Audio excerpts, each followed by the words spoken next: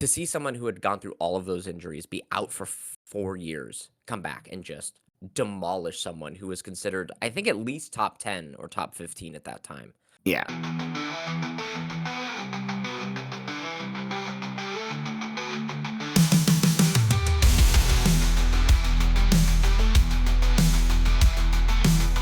All right. Welcome to another episode of Two Fight Fans, where we talk about all things in combat sports. I'm one white fight fan, Colin.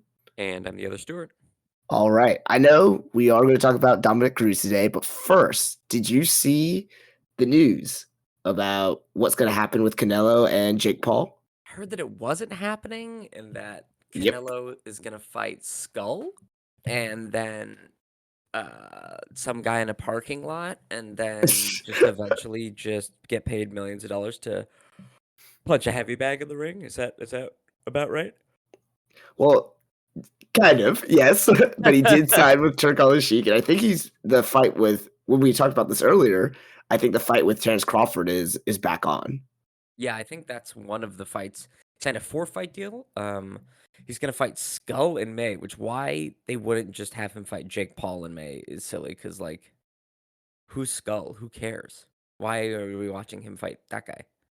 Oh, I didn't think he was fighting in May. I thought just the first fight was going to be against Terrence Crawford in what, September or whatever it No, is. I believe he's taking this Skull fight in May. A fight I won't say as easy as the Jake Paul fight, but it's in the same ballpark. Without the name value. And then yeah, he will be fighting Crawford, it sounds like in September. And then he'll have 2 more fights on his deal with Riyadh. All right. How do you feel about that? I mean, I am happy that he is not fighting Jake Paul.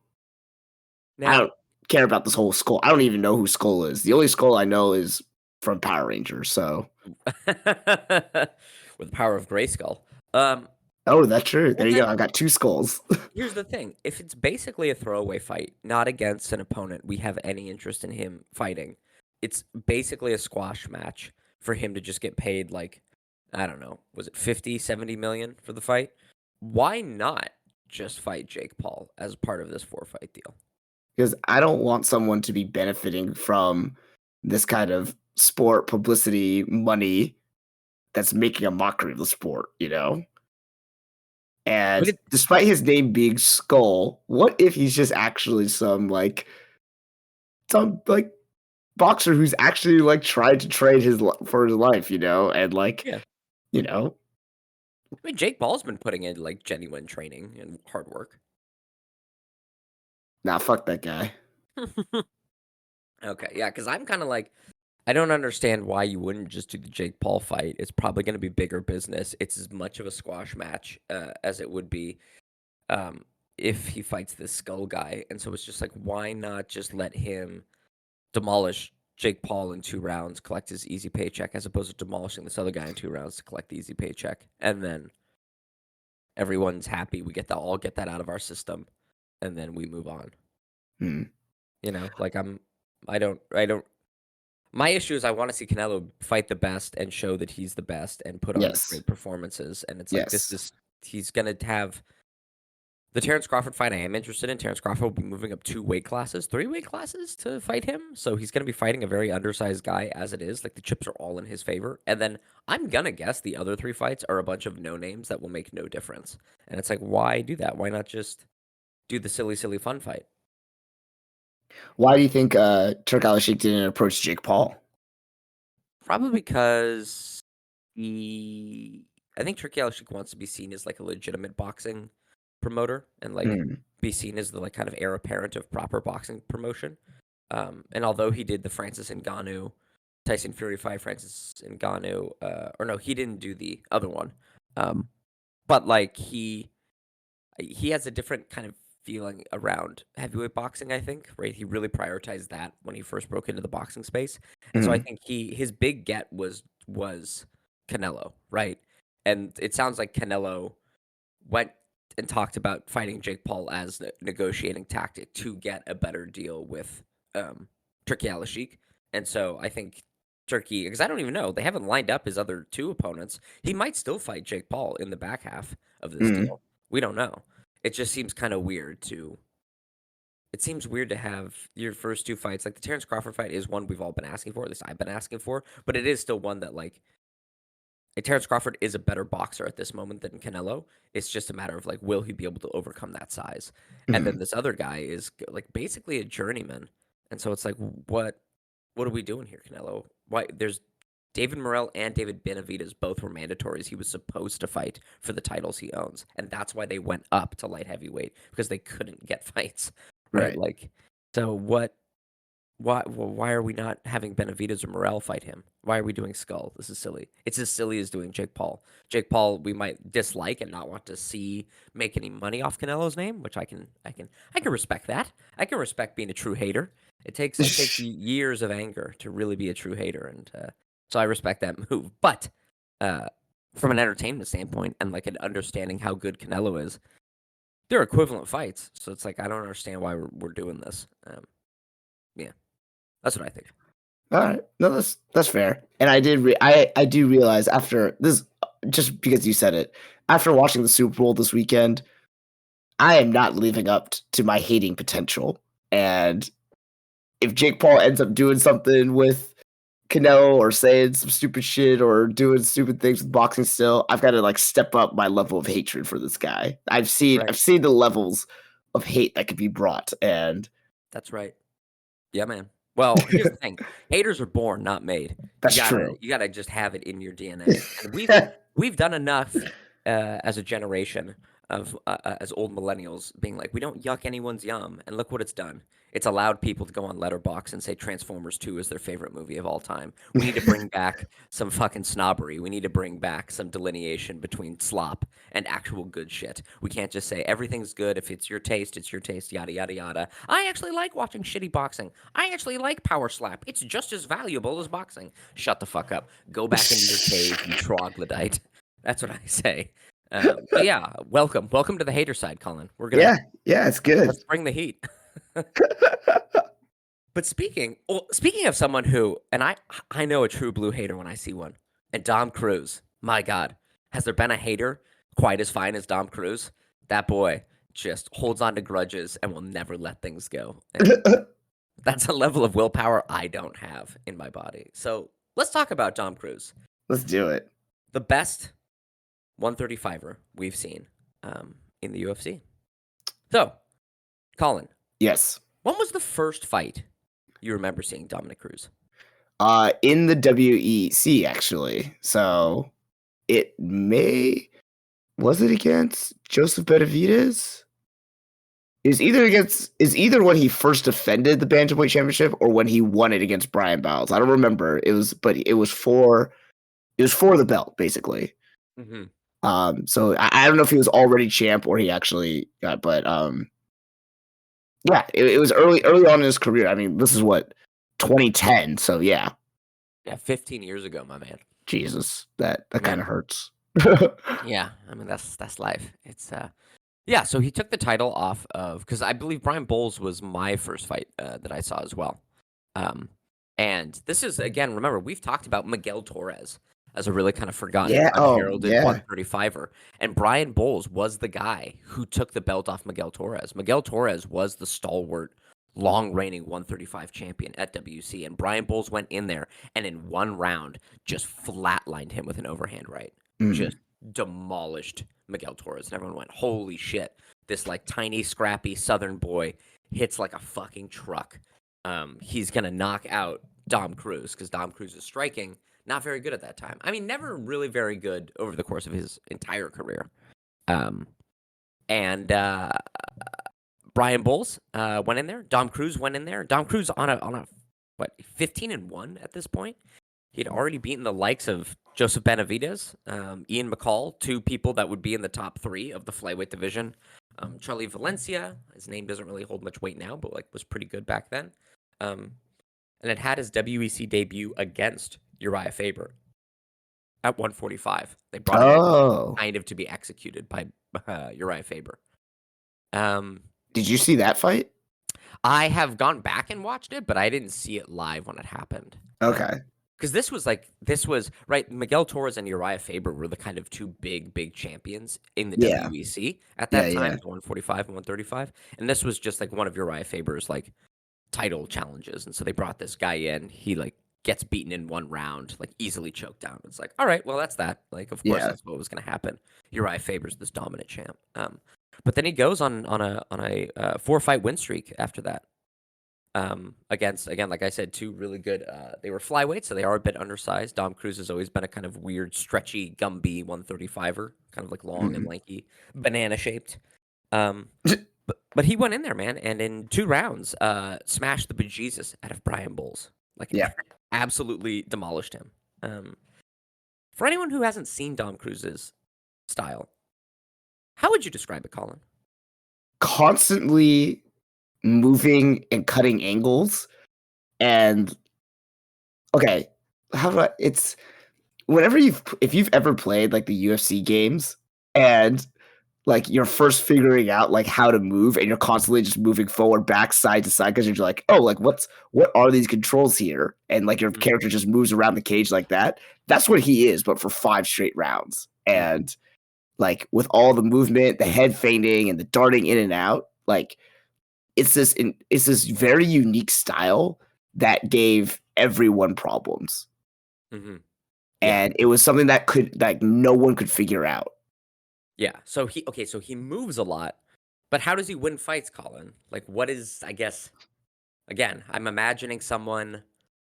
He does kind of his footwork kind of was like. Have you ever done like ladder drills for boxing for footwork? Yep. Yeah. Yeah. For people who haven't done that, like you'll see like rope ladders on the ground, and you'll be like stepping in a specific pattern in and out of the squares of it. You might also think of it as like when somebody's trying to show off in the paint and they're dribbling all crazy, they're shooting it between their legs, they're feinting with their feet. He's like doing dribbling drills in while doing boxing footwork drills on the ladder, and he just does that without a ladder or without a basketball, just Yeah. around the court. But how did he beat Brian Bowles in 2 rounds? How does he beat people, Colin? So that's the thing. Like I forgot that he has like well, how many knockouts is this? Like Was the TKO? it's TKO. Yeah, he Uh has no TKOs really at all or KOs in his career. yeah, Um, or he has very few. very few. Yeah. Yeah. I mean, he just basically one just like outpoints you the whole time and basically just makes you look like you can't throw anything. You have no offense because he was very dynamic and fast with his like striking. He would throw a few like laser pinpoint strikes and get in and then get right back out. Whether it was like with that like piercing jab where he would be like he would do this thing where he would stay out of range and he'd be like moving around the ring, his hands would be low, and then he'd just dart in, throw this really stiff jab, and by the time someone tried to like counter off of that with their own jab or like a hook, he was already like back around the cage again. Mm-hmm. Yeah. So he was not like a super. When you think about dynamic striking, at least for me, I think about like combination work, hitting to different targets, but like he didn't need to do that. He would just like pierce with one strike after the next. It was like a lance almost, just taking and like slowly whittling people down. So Mm-hmm. that by the third round or fourth round, it was just more of the same, and like his opponents would look utterly like exhausted and just confused. Like they would just be chasing around the whole time and Mm-hmm. could never catch up. Yeah. Yeah. He it was a kind of a weird point fighting, but he had at least enough because he would step in so deeply or commit so hard or like really like wing kind of like a rainbow overhand. He would hit like decently hard. Hmm. But the secret that everyone talks about his striking and his footwork, but all of that I really think because we look at his what are his like 2 stoppage wins since 2009 or 2010? It's Brian Bowles and it's Takeo Mizugaki.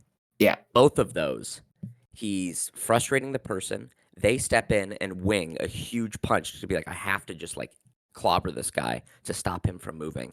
And the thing that he had that everyone kept talking about his footwork, but always seemed to forget, even when fighting him, is the dude's got really good wrestling and a really good reactive takedown.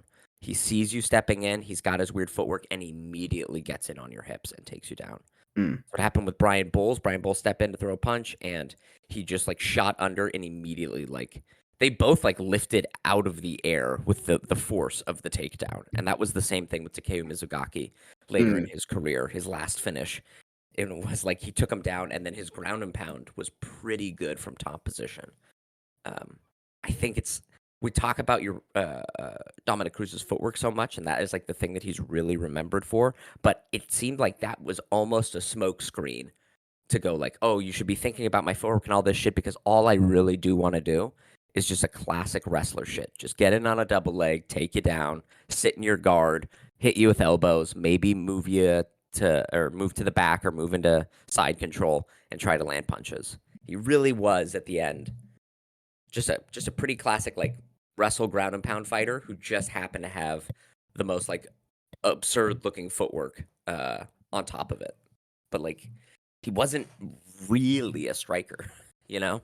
Mm. Because I don't know, would you call his striking good?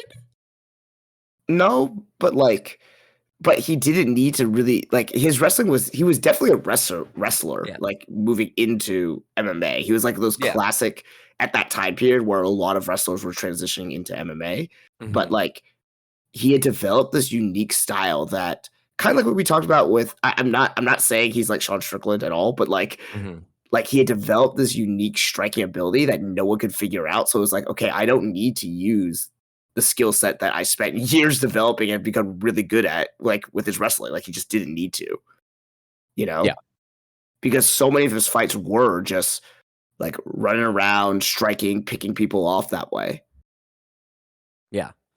Yeah. Which I will say, I think that's why for the longest time I was like, what the hell is Dominick Cruz doing? Like, why is he like, like that would make me think like, oh, he's like forgot what he's good at, or like that's why I think like maybe he wasn't as good as he was. But if anything, this is actually an indicator of how good he was, Yeah. And it made me really think like he was so one dimensional, and I was like very confused why no one figured it out. But yeah, no, but he's. I mean, we like laud, especially the city kickboxing gym in Israel Adesanya for really bringing feinting into MMA because feinting wasn't even a thing. Yeah, that's true. Yeah. I mean, like footwork at this time wasn't really even a thing. People just like walked forward or walked back. There was no like moving laterally. There was no circling into an opponent. It was just straight line blasting back and forth. It was almost like jousting constantly. And he went, I'm going to feint. I'm going to feint with my head. I'm going to feint with my feet. He's also probably the first like high level person who effectively switches stances in fights, right? Like, we would laud Max Holloway, but Max Holloway was long after this for being like probably one of the best stance switchers in MMA. He really upped the game in a major way. Now it was kind of strange, and it wasn't kind of the orthodox path you would assume. Kind of like Izzy illuminates a much more orthodox path of being like, here's the classic way to do feinting. Here's a hip feint. Here's a shoulder feint. Here's a hand feint. Like, but Dominick Cruz figured out a way that was so strange and could not be replicated in a boxing gym, could not be replicated on the wrestling mat. It wasn't something that was like, oh, I just took something from a different discipline and brought it to MMA. He went, I'm going to make my whole, I mean, unless you want to say like he took it from like flamenco dancing and like brought it over here or basketball. But yeah, a wild, weird style. Yeah. Like we talk about weird jank styles, and for the time, his was that because so many people weren't, like you said, moving sideways or, doing it in a way that was actually used to make openings and whatnot. But like two things with that. One, it did make him like, he went undefeated for like how long? And this included multiple injuries that should have like slowed him down. Let's jump through that. Like, from 2008, March of 2008 till 2016, before his first injury, like major one. 2011. Right, 1, 2, 3, 4, 5, 6, 7, 8, 9. Well, no, I think he got injured before that. Before he even got like super famous. I mean, he had injuries, but he was never out. You look like he fought 2 times in 2008. He fought 3 times in 2009. He fought 2 Okay. times in 2010, 3 times in 2010, 2 times in 2011. Right. And like over the course of that time, we have to say like he did beat primarily people who, when the UFC opened a flyweight division, Mhm. would move down to flyweight. But he beat the likes of Ian McCall, like a former title challenger, Yep. Joseph Benavidez, a fighter who got 2 cracks at him too and couldn't Yep. figure him out either time. And if Demetrius Johnson hadn't been around for his title reign, I would assume Joseph Benavidez would have been in the same halls that we talk about um, Demetrius Johnson, right? Mhm. Yeah. Joseph Benavidez really was the kind of like Robert Whittaker to Izzy, Max Holloway to Volkanovski of the flyweight division. He beat Right. Scott Jorgensen, never really went on to do much, but was a decent fighter at that time. Um, beat Uriah Faber in a rematch, like pretty soundly, and then beat Demetrius Johnson pretty soundly. All over the course of 4 years. Like just that's really good activity, and he's beating very skilled opponents. Yeah, and making them all look. I remember because I think it was the first. Yeah, the Uriah Faber rematch was in the UFC, not the WEC, and Uriah Faber, like classic bully that Uriah Faber is, bully mentality is like, I've kicked this guy's ass before. He's a nerd. Like I'm gonna beat him. Like just being really disparaging, being like he looks like a weirdo. Like his hair is stupid. Just like his breath smells bad. And you're like, wow, man. And then Dom Cruz went in there and I believe knocked down Uriah Faber in that fight. And Uriah Faber like couldn't do anything. It was Right. pretty a pretty thorough drubbing. And made Uriah Faber look pretty out of it. What were the scores? Yeah, 50, 45, 49, 46, 48, 47 in favor of Dominick Cruz. Mm. Yeah, it was and then yeah, he beat Demetrius Johnson. I remember watching that fight. I was training at the gym where Demetrius Johnson was training at the time and saw him training to prepare for Dom Cruz, and I was like, Jesus Christ, there's no way Dom Cruz is going to survive Demetrius Johnson. He's so fast. He's like Right. so good everywhere. And no, Dom Cruz just took him down and big brothered him pretty much. Yeah. Yeah. And then we have to get into, well, anything you want to say about any of those like run of fights? No, it was definitely like again, big Demetrius Johnson fan as well, and I was actually supposed to go see that fight in DC. Mm. And I remember I was like, I think my friend had tickets and everything. We were gonna go, and then like both of us, unrelated, got super sick and like could not get out of bed to go see it, and like I had to watch it from like my laptop in college, and I was like so upset. And then when Demetrius lost, lost the fight, I was even more upset. So I just like laid in bed, sick and pissed off. So like, Now, was this the Irish flu that you caught, or was this an actual illness? nah, this was legit illness. Yeah. Oh, okay. Um, got it. Yeah, yeah. No, it was a good fight, right? And like Dom Cruz at that time, I remember watching it because I was in college. I was downstairs, and I was staying in like this weird. It had been a sorority house that they converted into like just dorms, right? Okay. That wasn't affiliated, but it was still on Greek Row. And they had like one of those like super old fat back TVs like in a cabinet in the Okay. basement room. And I watched it on that. Just like alone, and it's like super cold because I went to college in Seattle and this is like October in Seattle, so it's like raining and terrible. And I just sat and watched the fight there, and I was shocked to see how much like Demetrius really couldn't do anything Yeah. to Dominick Cruz. And again, this was a really one of his more wrestle heavy performances because his footwork was not necessarily tricking Demetrius, and Demetrius could meet his footwork with speed. So he had to really just rely on like really hard nosed wrestling and was able to do it. But then we got to Yeah. get to the other thing besides the footwork that has really defined his career: Yeah. injuries. Yeah. He would And this was like the first really like not just an injury, but a weird, bizarre set of circumstances that happened with his injury. Yeah. So he'd be out for 3 years. Yeah. Total, which like, I mean, we've talked about how like Tatiana Suarez was out for 3 years and it looked like the entire game passed her by, right? Like just, and this is back when MMA moved a lot quicker, back in Yeah. the day than it did right now, right? 3 years back then, it's like 6 years now. It's way too long. But if I'm getting it right, he blew his ACL, Yep. so terribly that he needed to, uh he blew his ACL. He had to undergo, like, the cadaver surgery, and then his Yep. body rejected, The cadaver. the Yep. cadaver, and so then he had to get another one, Yep. and then, like, he He had to kept have the getting. surgery twice, essentially. Yeah, and then it healed a lot slower even after it took, right? His body didn't reject it. So then even after it took like an extra 6 months to even begin to get mobility back in his knee, which was like Mhm. unusually long. And then in that meantime, he like begins to prepare. He's supposed to fight Uriah Faber. Um, and these fights keep getting canceled. He eventually relinquishes the title fully because at this time Henan Barrow has the interim title and has defended it, I believe, 2 or 3 times. Speaking about like how can you defend an interim title? It's happened before. The UFC has done it. Mhm.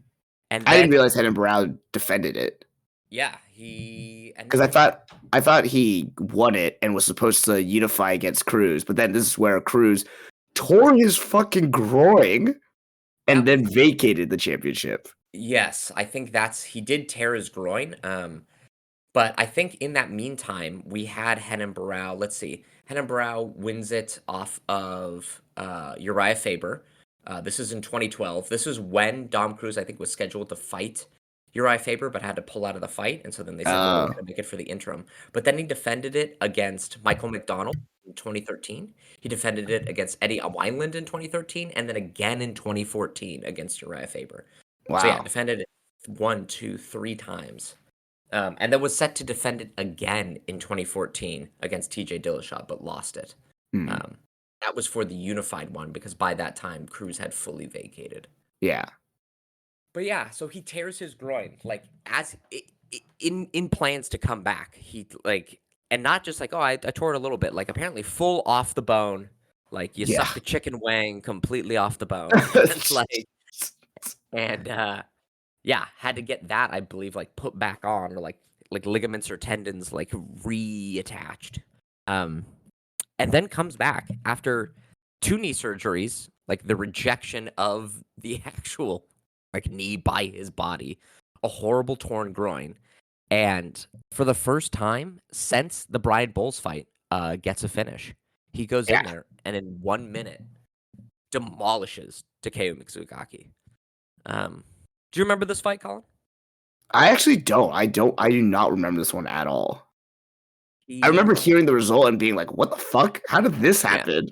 Like, because I know Takeo Mizugaki was not like he was not at the level that like when he was brought over that people were like, "Oh, lauding him to be." Like, I think he had already because he had already lost like 1 or 2 fights in the UFC by then, right?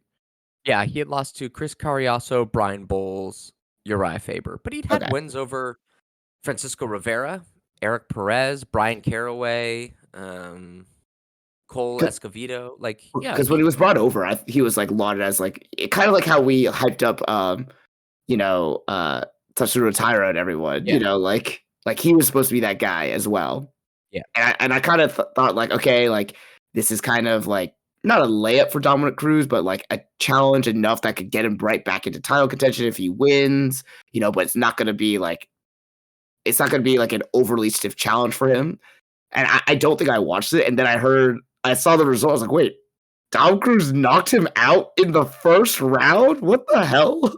yeah. And it wasn't like standing. It was again this thing of he's doing his fainting thing. His movement looks good. Takeo Mizugaki steps in to throw something, dude. And again, when he gets in deep on people's hips, he just takes them down so hard that like when Mitsugaki's like head bounced off the mat, Mitsugaki goes to turtle and try to wall walk against the fence, and then almost like Khabib-esque, Dominick Cruz is like on like pressing him into the fence and just laying in punches into his face, and he goes limp, and that's all she wrote, man. Yeah. It was to see someone who had gone through all of those injuries be out for 4 years, come back and just demolish someone who was considered, I think, at least top 10 or top 15 at that time, Yeah. who had been active. and who really, if you look at Tsugaki's record, like he loses to Aljamain Sterling after this. He'll lose to Cody Garbrandt. Before that, he had lost to Uriah Faber. He had lost to Miguel Torres. He was really losing only to top-level title challengers or Yeah. former title holders Former or current champs. title holders. Yeah. Yeah. Yeah. He was a very good test for anyone. And Dom Cruz went in there, dude, and just demolished him. Mhm. Yeah. And then after that fight, it comes out that what happened? Oh, Dominick Cruz blew the other ACL Yeah. in his other knee. And so it would then be another 2 years before we see him fight again, because he doesn't need a cadaver implant, but his other knee now needs surgery, and he needs to rehab that knee. So So this this does bring up my first question and what you think. Like, do you think it was just all the insane lateral movement and style that he had that caused this? Because like Dominic Cruz is also not a huge person. Like he's pretty Yeah. tall for 135 and pretty like very skinny. So my first thought like I was like, why doesn't everyone ever like try to kick his legs out from underneath him? You know? But it's like no one could ever catch him to do so. Yeah. Well, I mean, that Well, would be the entire game plan for Henry Cejudo, yep. just lacing his legs with kicks. Yeah. Yeah. So what was the question? Like, But like, do you was it? think all that lateral movement is what like just like he basically ripped his own ACLs because he would like try to dart in and out left to right all the time. Like he was basically like trying to be like a football player, you know, like on how they juke left to right every day, but without the muscular structure of a football player. Yeah, I don't know. Like that feels a little bro science corner, being Yeah, like it was yeah. the footwork that destroyed his body. We have to remember that he also on fight night would typically weigh 155, right? So he was a big 135er, which means he's probably Wait, walking really? He around. cut that much? Yeah, Oh, I yeah, didn't realize he cut that much for. yeah. He He's a did big not boy. look that big. Yeah. Like, Well, I mean, that's the thing is like I think what was it? Uriah Faber said that like in the offseason he weighed like himself, Uriah Faber, who fought at 135, weighed like 168. So like Dom Cruz wasn't even like the biggest 135er at that time. yeah, but Uriah Faber also dropped from 145, right? Yeah. And So did Dom Cruz. but Uriah Faber, thick boy. Yeah. Like he His looks like a chode fucking body. wrestler. You know, Yeah. Yeah. like when you think about wrestlers from back in the day, it's like, yeah, that's Uriah Faber right there. You know, Yeah. but Dom Cruz does not have that physique. Yeah. It's I don't know. I think probably being so wrestle heavy. We know wrestling is like horrific on the joints, right? And since Yeah. that's mostly what he's doing, I'd imagine that has something to do with it. He's not like being well muscled. He was like in good shape and like ripped, but like not. He didn't have pounds of muscle on him and like big bulging, which can help with the stability of joints. But I don't know. Like some people just genetically, like Israel Adesanya like never got injured his whole run in MMA, right?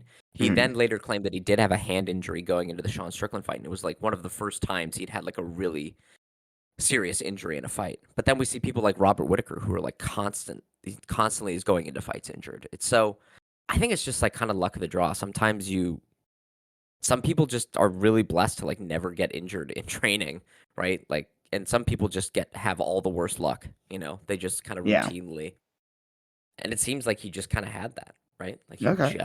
he and I don't know what his like training methods were. Like maybe he was training, you know, a lot of MMA fighters don't train with like thinking about body preservation super well. Yeah. But like, yeah, I mean, some people just like how they get a knee injury. I mean, how many people you see at like an MMA gym who look really good at the gym, and then like you ask like, oh, do you fight or do you even like fight amateur or do any competition? Or if you're a BJJ gym, like people just be like, nah, man, like I fucked up my neck. Nah, man, I fucked up my shoulder. Like I think that story we don't see it as much in the UFC because there's a weird invisible gate that you have to pass through to become a professional MMA fighter, which is just like you're able to not get injured better than like 90% of the people that train at your gym. Yeah. You know, Yeah. like because it's just, and I think it's just Dominick Cruz just happened to be one of those people that like barely made it through that gate, you know, and we all are looking at it going, wow, this is crazy. But if you just, I don't know, I know, but like, if you go train for an extended period of time in any sport, in soccer, in anything, you'll see like how many people like just get. There's probably more people that get fucked up injuries and have to take a week off or 2 weeks off or a month off than not. Oh yeah, yeah. Yeah, I mean, you see, even at the professional level with any sport, football, basketball, you'll see like, oh yeah, he's out for the next 2 weeks because of an ankle sprain or whatever, yeah, and it's like, yep, that's just part of it, yeah, yeah, and like because you compete so rarely in MMA, I think there's a lot more financial incentive to try to push through and make it, and then that's when injuries compound. You blow out your knee, you fucking, and there's like a weird like bootstrapping mentality too in like MMA where like we saw Tony Ferguson blow out his knee and then be like, I'm gonna do my own rehab and come back in half the time, and you're like, that can't be good for you, bro. Like you're Yeah. just and then it wasn't good for him. Like it's just like yeah. Anyway, so yeah. Anyway, he beats Keo Mitsugaki after 2 surgeries on one leg, a ripped groin, a fully like deboned groin, and then blows out his other ACL. But then comes back 2 years later. I can't believe that. 2 years later. 2 years, yeah. And And there's a new fights. champion already. Yeah. And this is the champion that at the time he had beaten Renan Barão in an amazing like upset win. Then fights Joe Soto, beats him. Joe Soto, who cares? But Oh then yeah, rematches Renan Barão and demolishes him in even quicker time. yeah, And yeah, everyone at the time was talking about, hey, TJ Dillashaw is the evolution. He yeah. is He's the new is guy. Yeah, one, he's stance switching, he's feinting, he's cutting strange angles, he's constantly on the move, but he's sitting down on his punches. He's throwing smart, intelligent boxing combinations. He's throwing kicks like he's actually like understands like Muay Thai, whereas Dom Cruz would just kind of like lift his leg and let it slap someone rather than like fully turning over his hip. Yeah, Everyone was kind of being like, this is Dominick Cruz. I think it was Joe Rogan, as silly as his thoughts are. This is Dom Cruz 2.0 versus Dom Cruz. right. And wouldn't you know it, Dom Cruz won, baby. Yeah, he Dom Cruz did. beat TJ Dillashaw. What do you remember of this fight? That's let me try.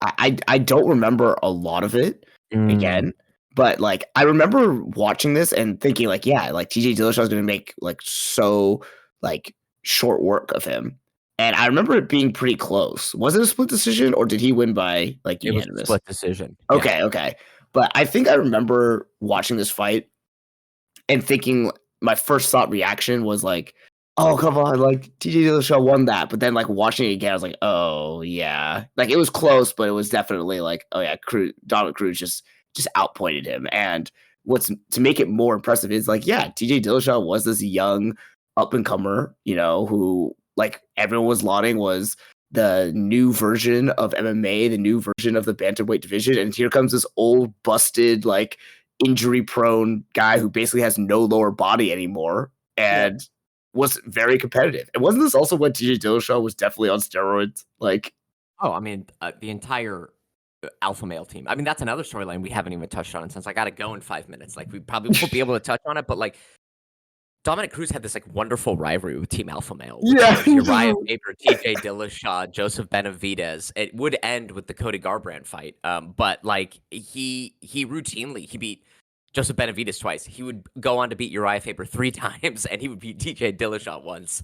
Like Alpha Male just could not beat this guy. yeah, In part because the alpha male team definitely really embodies that in the way of like, I'm a white dude and I like to refer to myself as an alpha male, which means I was a bully in high school and like my wife secretly hates me. But oh Jesus, like I mean, that's how I think he beat TJ Dillashaw. Is TJ Dillashaw like overcommitted quite a bit on punches because he got so frustrated with Dom Cruz, who was talking shit in the ring as they were fighting, and then like I think in 2 clutch moments, TJ Dillashaw like really overcommitted and wasn't acting smart, and just got hit by a reactive double leg and taken down. And even if it wasn't like the most amount of top control that Dom Cruz had, like that was enough to kind of sway the judges for those rounds. Mhm. That was the same thing. Because after this fight, it would be 5 months later that he would fight Uriah Faber in their trilogy match, their rubber match, and do exactly the same thing. Just like frustrate Uriah Faber and then with a lot less wrestling, convince Uriah Faber to like lunge in, which isn't too hard with Uriah Faber because that's all he knows how to do. And like I believe he knocked down Uriah Faber 2 or 3 times in their third fight, just letting him run into a stiff jab. Uh, yeah, and it was, dude, Dom Cruz was back Yeah. after leaving in 2011, blowing out his knee 3 times or his knees 3 times, tearing his groin. Oh, and it came out after the TJ Dillashaw fight that he had dislocated his shoulder in training. A little Jesus. foreshadowing of TJ Dillashaw dislocating his shoulder Yeah. overall. And that he had to inject Botox into the soles of his feet because he had such terrible plantar fasciitis that it was Oh, hard to yeah, walk. yeah, yeah. Which for someone with now that might be because of the footwork, right? Yeah. Like that constant moving really fucking up the fascia in the bottom of his feet. I would believe that. And then we got to talk about kind of the end of Dom Cruz's reign. Cody Garbrandt. Yeah. What happened this fight, Colin? Okay, well, before that fight, I'm reading through this now. He had to pull out of another fight because of a broken arm. Like, Oh yes, I forgot about that one too. Like, Jesus. Yeah, dude. Like just getting slam basted constantly. Yeah, just dude, it's crazy. Yep. Anyway, so what do you think about that? Yeah. Wait, he fought Cody Garbrandt? Yeah. I mean, this was also when like Cody then was being lauded as like the next and then we'll probably have to talk about this in greater detail later on of whether or not Cody Garbrandt was actually good or not either, because this was his like the first loss that Cruz suffered in what 9 years, 10 years. It is the first loss that he suffered since 2007. And we're in the year of our Lord 2016, December 30th. So Yeah, that's 9 years. yeah, and this one, he didn't get knocked out, but he did get beat up a lot. And if it was because, of plantar fasciitis, that definitely like prevented him from training his footwork, which has become like a very like heavy stalwart of his game, and like not being able to use it in his fight, like that would make sense. Like if you're just that much a little bit slower, or a little bit older and therefore slower, getting hit by someone, who's chasing you down the whole time, and is a heavy hitter like Cody Garbrandt, like, yeah, you're going to be in for a rough night then. Yeah. Well, and Because it wasn't like he employed like any tactical advantages like we talked about with Henry Cejudo. It was more just like he just kind of bullied Cruz around and was just strong and was beating Cruz to the punch, which was something that we've never seen before. Yeah, I mean, I think in talking about Cody, this is, I think, the best single night performance a fighter's ever had when you talk about like living up to your ability. Yeah. I think what it really was is in all of these fights, we talked about his footwork being so confusing, so frustrating, and people overcommitting, trying to just hit him. Cody Garbrandt did not do that. Cody Garbrandt often just stood there and waited and bit on none of his feints. And then the second, like Cody Garbrandt has very good eyes and is very fast. And the second that Cruz was in range, Cody Garbrandt knew it and would hit him instantly. And it just was that. It was Cruz being like, let me confuse you with this. Let me try to confuse you with this. And Cody Garbrandt bit on nothing and just stood there and went, I'm just going to wait until you're right where I need you to be, and then I'll hit you. I'm not going to draw anything out of you. And it worked, man.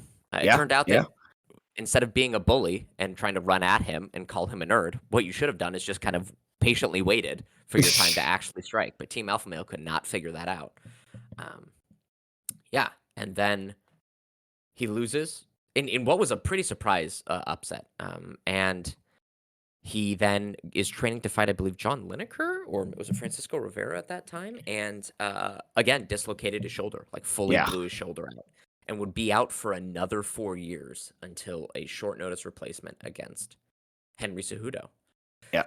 I have to go, though. We could maybe talk about this more, kind of the back 4 fights of his career. But I mean, that is essentially Dom Cruz's career to date. What do you want to do? Do you want to like cut it and like print this episode, or do you want to like? Yeah, well, I mean, if we want to talk about it again later on, I will say, like, when I first thought, like, hey, Dominick Cruz is not as good as he was, like, in looking back on this and thinking about who he fought and what he had to overcome, like, injury-wise, layoff-wise, and just the longevity of a career in a division that we've talked about is, like, one of the most dynamic and evolving. Like, yeah, he is the best 135 champion that we've ever seen. Like, and probably will ever see. Like, I don't know if anyone will have the longevity that he has had, including all the fucking injuries he had. Like, how long he competed with those injuries. So I gotta eat on that one. So yes, Sue, you are absolutely right. He is the greatest 135-pound champion the UFC and MMA has and probably will ever see. Yeah, and that's exactly right. I am right.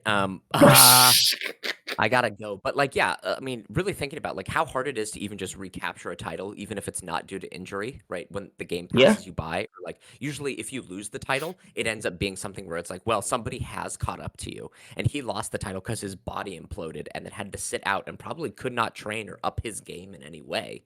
And yet it still was functional all those years later and still able to beat. I mean, Uriah Faber at this time too was being lauded as like pound for pound one of the best people without a belt because he was still beating all of the top contenders at 135, right? TJ Dillashaw yeah, was beating like Hannah Brow, who was this boogeyman, and he beat them both back to back within a 5-month period. It's just yeah. crazy, man. Cody Garbrandt fight, very sad. He goes on. He fights Henry Cejudo, loses. That makes sense. Then he beats Casey Kenny, Pedro Munoz. These are top 10, top 15 fighters, very good. Then loses to Marlon Vera. He routinely has plantar fasciitis, blows his shoulder out 2 times. He dislocated his shoulder twice in this training camp and said, you know what? Is he 40? I got to call it a day. Like, that's my body's not holding up. Yeah, 39. He will be 40 Yeah. in less than a month. Dom Cruz, the best. Put respect on his name, and a true born hater, and I love to see it. This has been Yeah. Two Fight Fans. I'm One Fight Fan Stewart. I am a Dominick Cruz fight fan. Call in now. I have to run so fast. Okay, bye Okay, everyone. good luck.